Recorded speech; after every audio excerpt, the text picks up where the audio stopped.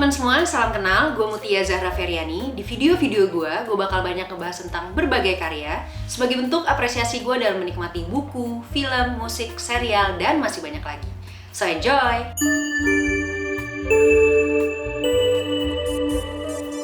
Oke, hari ini gue mau ngebahas salah satu buku yang kayaknya udah banyak dibaca sama banyak orang. Tapi gue baru baca bukunya beberapa minggu yang lalu. Dan hari ini gue mau ngomongin buku Atomic Habits karya James Clear. Ini buku yang menghibur gue karena gue semakin tua rasanya semakin sulit berubah. Sedangkan buku ini mengajak kita untuk bisa berubah, memberikan cara mungkin ya, atau tips-tips cara berubah menjadi lebih baik sesuai dengan keinginan lo dengan cara-cara yang realistis, mungkin nggak mudah, sebenarnya realistis untuk diaplikasikan. Ada 4 poin yang gue dapetin dari buku Atomic Habits. Yang pertama, hukum 1%. Jadi di buku ini tuh diceritain kalau manusia itu seringkali pengen berubah cepet-cepet, instan, dan punya perubahan yang signifikan. Gue pengen kurus misalnya, nah gue pengen kurus tuh turun 10 kilo. Dalam bayangan gue tuh pokoknya gue nggak usah makan, besok gue turun 10 kilo. Ya, misalnya gue nggak makan di hari ini seharian, besok gue turun berok karena lapar biasanya. Jadi nggak mungkin banget gitu ya, ada sesuatu yang bisa lo dapetin ideal di kepala lo dan bisa lo dapetin secepat mungkin. Nah, hukum 1% ini menanggapi itu sebenarnya, menanggapi orang-orang yang pengen cepat berubah dan instan. Karena sebenarnya cita-cita yang ideal atau mimpi-mimpi yang besar itu pasti menemukan jalan-jalan yang tidak ideal atau perjalanan-perjalanan yang sulit dan seringkali menghambat kita sebenarnya sebagai orang yang melakukan perjalanan demi mendapatkan tujuan itu. Si James Clear gitu mencoba membedah itu. Kalau misalnya kita punya tujuan yang besar dan rasanya tujuan itu jauh, sulit untuk digapai gitu ya, kita bisa mulai dari 1% perubahan setiap harinya di dalam diri kita. Hari ini lo harus lebih baik daripada hari kemarin, dan besok lo harus lebih baik daripada hari ini.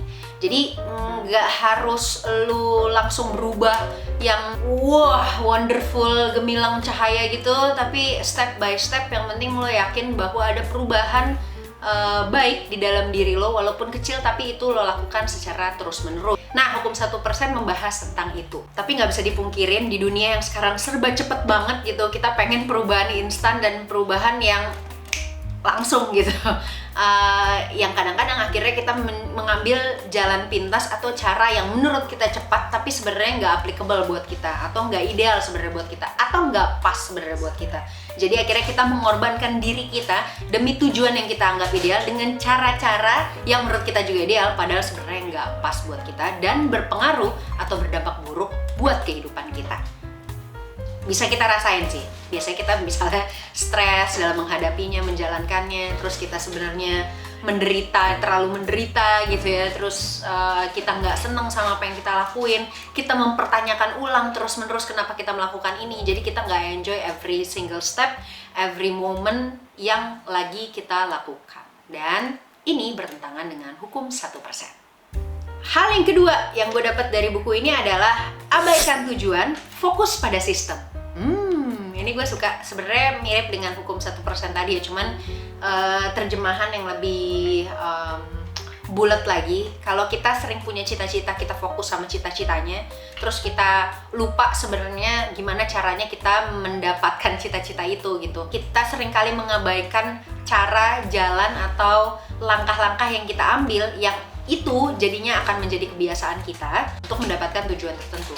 Jadinya kita fokus banget sama tujuannya, cita-citanya, tapi kita lupa sama sistem yang harusnya kita perbaikin duluan sebelum kita mencapai tujuan itu. Kenapa harus kita perbaikin duluan? Karena sistem itulah yang akan membantu kita bisa mencapai tujuan itu. Nah, kalau misalnya kita udah fokus sama tujuannya, kita lupa sama sistemnya yang nantinya akan berpengaruh sama kebiasaan-kebiasaan kita, dan setelah tujuannya itu berhasil kita dapetin gitu ya, kita penuhi, sistem itu tuh akan berlanjut terus karena ya kebiasaan gitu.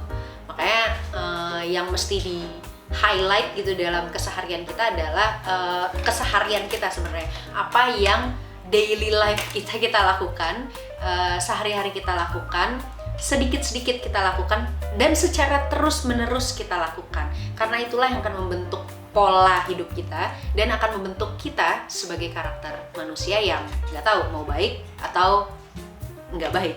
Nah, yang seru di dalam buku Atomic Habits ini, James Clear juga nyebutin kalau ada 4 masalah yang sering kali terjadi sama orang-orang yang terlalu obsesi sama tujuan. Yang pertama, pemenang dan pecundang memiliki tujuan yang sama. Yang kedua, meraih tujuan tidak mengubah cara kerjamu menjadi lebih baik, bahkan mungkin dapat memacu kita untuk memanfaatkan cara-cara cepat untuk meraih tujuan itu. Yang ketiga, tujuan membatasi kebahagiaan kita. Kita hanya akan bahagia ketika tujuan telah diraih. Yang keempat, tujuan hampir selalu bertolak belakang dengan hal-hal yang memiliki manfaat jangka panjang. Hal ketiga yang gue dapat dari buku ini adalah mulailah perubahan dari dalam dirimu, atau definisikan siapa dirimu. Jadi kalau misalnya kita mau ngomongin tentang kesehatan gitu ya, mentang-mentang sekarang orang naik sepeda semua gitu, akhirnya lo naik sepeda juga gitu ya. Nggak apa-apa sih kalau emang lo mau nyoba-nyoba gitu. Tapi kalau cuma ngikutin tren doang dan lo juga nggak ngerti sebenarnya lo tuh siapa, lo tuh maunya apa, lo tuh sukanya apa, cuman ikut arus doang, nanti lo akan kelelahan sendiri sebenarnya, dan lo juga nggak terlalu tahu apa sih manfaat yang sebenarnya lo dapetin ketika lo melakukan kegiatan-kegiatan itu. Jadi kalau kita mau punya tujuan gitu dan mau mulai bikin path-nya gitu ya, caranya atau merancang journey-nya, kita harus kenali dulu diri kita siapa, apa yang kita suka, apa yang kita bisa, apa yang kita mau, apa yang kita mampu, dan hal-hal apa yang bisa mendukung itu semua terwujud. Jadi realistis jadinya. Akhirnya manfaatnya itu akan terasa walaupun kecil, tapi bisa terus-menerus, dan nantinya harapannya pasti berdampak besar untuk kehidupan kita. Ada quotes menarik juga dari James Clear di buku ini, yaitu the ultimate form of intrinsic motivation is when a habit becomes part of our identity. James Clear. Hal keempat yang gue dapat dari buku ini, dan rasanya ini juga menjadi bagian dari conclusion buku ini, supaya kita bisa lebih cepat mempraktikkan kebiasaan-kebiasaan baik secara terus-menerus dalam hidup kita, yaitu bagaimanakah caranya untuk mempertahankan kebiasaan. Karena biasanya kalau gue bersemangat terhadap sesuatu tuh dulu ya, dan gue tahu itu baik, itu bertahannya ya sebulan 2 bulan, jarang bertahan dalam jangka waktu yang lama. Ternyata ada tips-tips yang dibagiin sama Om James. Woi, Om James, kenal Om James Clear gitu ya, untuk kita bisa mempertahankan kebiasaan-kebiasaan baik yang udah pernah kita mulai dan bisa terus-menerus kita lakukan. Yang pertama, tanda. Kasih tanda kalau kamu mulai kebiasaan ini dengan baik. Misalnya contohnya, kalau kita ngerasa nulis jurnal atau diary setiap hari itu membantu kita untuk merekonstruksi isi kepala kita yang rumit gitu ya, dan itu kita lakukan setiap hari. Nah, salah satu caranya adalah ngasih tanda. Jadi misalnya kita naruh jurnal kita di atas meja kerja atau meja belajar kita, terus taruh pulpen dan pensil yang comfort untuk kita nulis. Setiap hari kita naruh buku dan pulpen itu di tempat yang sama. Jadi setiap hari kita bangun, setiap hari kita ngelihat buku itu, kita akan jadi recall gitu.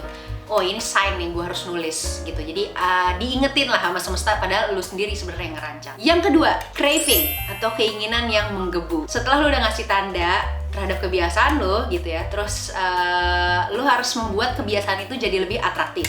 Jadi kalau misalnya tadi contohnya lu udah mau nulis jurnal setiap hari, lo naruh buku dan pulpen di tempat yang sama, yang mudah terlihat, yang mudah digapai, jadinya lu juga nggak perlu effort lagi gitu untuk melakukan nulis-nulis jurnal tiap hari. Buat itu jadi lebih menyenangkan. Misalnya contohnya lu taruh aromaterapi di sebelah meja lo atau di dekat bangku lo gitu, sehingga ketika lo menulis, lo punya dunia lo sendiri dan lo comfort saat lo menulis jurnal. Jadi yang kedua adalah membuat kegiatan keseharian lo itu menjadi lebih atraktif dan akhirnya membuat lo bersemangat. Yang ketiga, respons, sesuatu reaksi yang biasa kita lakukan. Nah, kita tuh, gue sih, nggak kita deh, gue jangan ngajak lo semua. Gue tuh salah satu orang yang gampang terdistraksi. Jadi gampang banget kayak kehilangan fokus gitu untuk hal-hal yang padahal tuh lagi gue fokusin banget tuh gitu. Ada aja. Yang paling nyebelin adalah notifikasi handphone, yang sebenarnya notifikasi itu nggak penting-penting banget gitu. Misalnya kayak sosial media, cuman news doang gitu, bukan berita urgent yang harus gue lihat saat itu juga gitu. Kalau misalnya mungkin teman-teman punya distraksi lainnya gitu ya, apapun itu yang bisa membuat teman-teman jadi terhalang dengan kebiasaan teman-teman, nah itu mendingan dijauhin. Karena teman-teman sebenarnya bisa mengidentifikasikan distraksi-distraksi apa yang muncul, sehingga teman-teman nggak punya respon berlebihan terhadap sesuatu yang bisa mengganggu kebiasaan teman-teman. Jadi kalau misalnya nih tadi nulis jurnal gitu ya, terus di sebelahnya ada handphone, pas lagi asik-asik nulis jurnal terus pop up tuh notifikasi handphone. Nah, mendingan itu notifikasinya lo matiin atau handphonenya lo jauhin gitu ya, supaya pas momen emang misalnya cuma 15-20 menit lo nulis jurnal, itu benar-benar konsen dan fokus lo melakukan itu, jadi nggak mengganggu kebiasaan lo sama sekali. Yang keempat yaitu reward atau ganjaran. Sebenarnya manusia pada umumnya dari kecil sampai besar sebenarnya seneng dapat reward, nggak seneng dapat punishment, seneng dapat penghargaan. Nah, penghargaan itu harus kita bikin sendiri karena toh kebiasaannya kan emang buat diri kita. Jadi jangan berharap orang yang ngasih reward ke kita. Kalau misalnya tadi kayak baca jurnal itu membantu kita merekonstruksi isi kepala kita bikin tanda, kita taruh buku dan pulpen di atas meja yang gampang kita gapai, kira kita jadi craving gitu ya, kita bikin jadi atraktif, jadi seneng kita nulisnya. Terus habis itu kita hilangkan hal-hal yang sifatnya distraktif gitu, kita bisa fokus sama kebiasaan kita. Yang terakhir kasih reward setelah kita bisa melakukan itu secara terus-menerus. Kalau mungkin jurnal tadi itu contohnya ya, kita bisa baca jurnal kita mungkin setelah seminggu berhasil kita menulis jurnal setiap hari. Di hari ke-8 nih kita bisa membaca ulang jurnal kita gitu ya, dan bersyukur terhadap hal-hal kecil yang kita tuliskan, baik mungkin itu berupa hal-hal yang menyenangkan atau hal-hal yang tidak menyenangkan. At least kita ternyata berhasil melampaui waktu-waktu sulit dan senang dengan keadaan sadar, dan kita bisa mendapatkan pelajaran dari semua hal yang kita alami dan kita lalui. Jadi itu tadi poin-poin yang gue dapetin dari Atomic Habits karya Om James Clear. Kalau teman-teman mau baca bukunya silahkan, ini bisa diakses. Ada juga terjemahan bahasa Indonesianya di toko-toko buku fisik, offline ataupun online gitu ya. Teman-teman bisa baca bukunya dan akses bukunya. Kalau teman-teman ngerasa video ini bermanfaat, silahkan like, comment, dan subscribe, juga share ke teman-teman lainnya. Kalau teman-teman punya rekomendasi buku yang harus gue baca dan kita obrolin sama-sama, teman-teman bisa tulis judul bukunya dan penulis bukunya siapa. Oke, semoga video ini bermanfaat dan semoga hari teman-teman menyenangkan. Sampai jumpa di video-video berikutnya. Dadah!